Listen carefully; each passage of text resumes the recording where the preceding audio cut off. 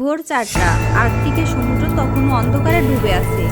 East গ্রিনল্যান্ডের কাছে বরফ ঢাকা পানির উপর দিয়ে একা এগিয়ে চলেছে রাশিয়ার আধুনিক যুদ্ধজাহাজ অ্যাডমিরাল গিগোরোভিচ। ইস্ট গ্রিনল্যান্ডের বরফ ঢাকা সমুদ্র চিরে দ্রুতগতিতে এগিয়ে যাচ্ছিল রাশিয়ার যুদ্ধজাহাজ অ্যাডমিরাল গিগোরোভিচ। রুশ নাবিকদের ধারণা ছিল তারা ন্যাটোর এলাকা নিরাপদ। জাহাজের র্যাডার পানির নিচে শত্রু খুঁজছিল, কিন্তু তারা বুঝতেই পারেনি আসন্ন বিপদটা আসছে পানির উপর দিয়েই। জাহাজের পেছনে নীরবে এগিয়ে আসছিল দুটি ইউক্রেনীয় সামুদ্রিক ড্রোন। এগুলো দেখতে ছোট, কিন্তু ভেতরে ভয়ঙ্কর শক্তি লুকানো।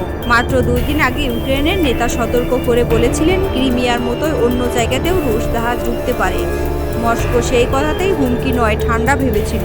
সেটাই ছিল তাদের সবচেয়ে বড় ভুল। রুশ জাহাজ যখন নিশ্চিন্তে টহল দিচ্ছিল, তখন কাছেই ভাসমান কিছু সাধারণ সাহায্য কন্টেইনারের ভেতর থেকে ড্রোনগুলো বেরিয়ে আসে। পরিকল্পনাটা ছিল নিখুঁত। একটি ড্রোন সামনে থেকে দৃষ্টি আকর্ষণ করে, আরেকটি পেছন দিয়ে নীরবে আঘাত করে। বরফে ঢাকা কুয়াশা আর ভয়ঙ্কর ঠান্ডা পরিস্থিতিকে আরো জটিল করে তোলে। হঠাৎ করে ঘন কুয়াশার ভেতরে বিশাল এক বরফখণ্ড সামান্য চলে আসে। ড্রোনের সক্রিয় ব্যবস্থা থমকে যায়। দূর ইউক্রেনের নিয়ন্ত্রণ কক্ষ থেকে অপারেটর নিজ নিয়ন্ত্রণ নিয়ে শেষ মুহূর্তে ড্রোন ঘুরিয়ে দেয়। ঠিক তখনই যোগাযোগ বিচ্ছিন্ন হয়ে যায়। কয়েক সেকেন্ডের জন্য সবকিছু অন্ধকার। ভাগ্য ভালো, উপরে উঠতে থাকা একটি ড্রোনের সাহায্যে আবার সংযোগ ফিরে আসে। এদিকে রুশ জাহাজের রাডারে ধরা পড়ে অস্বাভাবিক দুটি ছোট বস্তু। তখনই বোঝা যায় এগুলো বরফ নয়। সঙ্গে সঙ্গে সাইরেন বাজে, অস্ত্র ব্যবস্থা চালু হয়। রাশিয়া ক্ষেপণাস্ত্র ছড়ে, কিন্তু ড্রোনগুলো দ্রুত দিক বদল করে এবং ফাঁদ ছেড়ে মিসাইলকে বিভ্রান্ত করে তোলে। বিশাল অস্ত্র দিয়ে ছোট ড্রোন থামানো যে কত কঠিন সেটা তখন পরিষ্কার হয়ে যায়। রুশ জাহাজের বড় কামানগুলো গর্জে ওঠে। সমুদ্রের পানি ফুটতে থাকে গুলির আঘাতে। তবুও ড্রোনগুলো এত নিচু দিয়ে চলছিল যে ঠিকভাবে লক্ষ্য করা যাচ্ছিল না। পরিস্থিতি আরও জটিল করতে ইউক্রেনীয় ড্রোন থেকে ছোট ছোট উড়ন্ত ড্রোন ছেড়ে দেওয়া হয়। এগুলো চারিদিক থেকে ঘুরে রুশ রাডার ও অস্ত্র ব্যবস্থাকে বিভ্রান্ত করে ফেলে।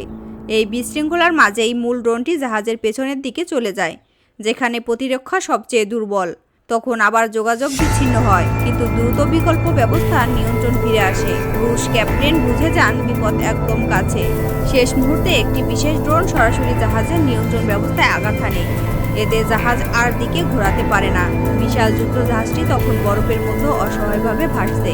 তবুও রাশিয়া শেষ চেষ্টা হিসেবে গুলি চালায় এবং সামনের দিকে ড্রোন ক্ষতিগ্রস্ত হয়। কিন্তু তখন অনেক দেরি হয়ে যায়। শেষে ইউক্রেনীয় ড্রোনটি বিপুল বিস্ফোরণ বোঝায় অবস্থায় পুরো গতিতে জাহাজের দিকে ছুটে যায়। চারিদিক গুলি, পানিতে বিশাল ঢেউ, কিন্তু ড্রোন থামে না। কয়েক সেকেন্ড পর প্রচণ্ড বিস্ফোরণ।